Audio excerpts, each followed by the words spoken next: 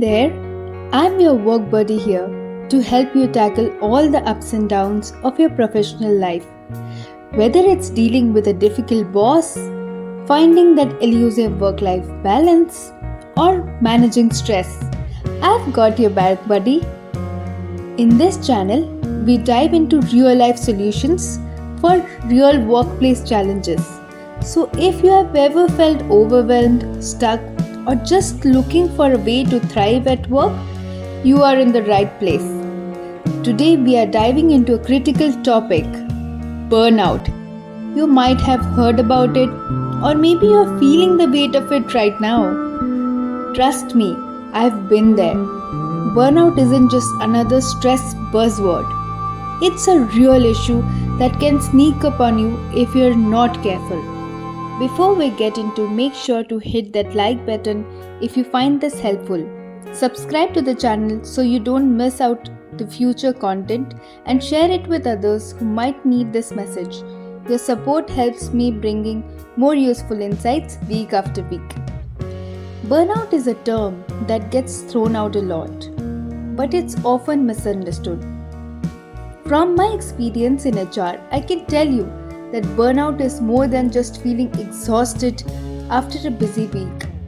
It's a state of chronic physical and emotional exhaustion caused by prolonged and intense stress. Imagine this: you're running on a treadmill that never stops.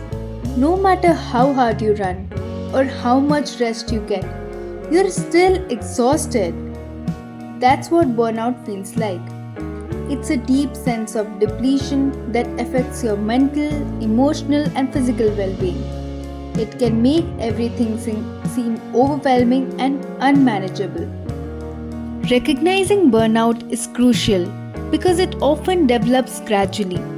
Here are some signs that you might be experiencing burnout based on my observation and personal experience. First, physical exhaustion. This isn't about feeling tired after a long day. With burnout, you might feel like you are dragging yourself through each day no matter how much sleep you get. I remember feeling so drained that even after a full night's rest, I woke up feeling like I hadn't slept at all. This type of fatigue can also lead to frequent illness because your immune system becomes compromised. Next, emotional detachment. You might find yourself feeling disconnected from your work, your colleagues, and even your own sense of self. Activities that once brought you joy might now feel meaningless or draining. I recall losing interest in projects I once loved and feeling emotionally numb. Decreased productivity is another common sign. Tasks that were once manageable may now seem overwhelming. I struggled with focus and decision making, and tasks that used to be simple became daunting for me. This can lead to a sense of failing behind despite your efforts. Burnout often leads to irritability and mood swings. Small issues can become major stressors, and you might find yourself snapping at colleagues or feeling unusually frustrated. During my burnout phase, I noticed my patience dwindling and my mood shifting unpredictably. Lastly, physical symptoms like chronic headache, stomach issue, or unexplained aches and pains can signal burnout. Your body reacts to ongoing stress, and these symptoms are your body's way of telling you it's overwhelmed. I experienced persistent headache and muscle tension during my struggle with burnout. If you're noticing these signs, it's important not to ignore them. Acknowledging burnout is the first step towards managing and preventing it. Preventing burnout requires a proactive approach.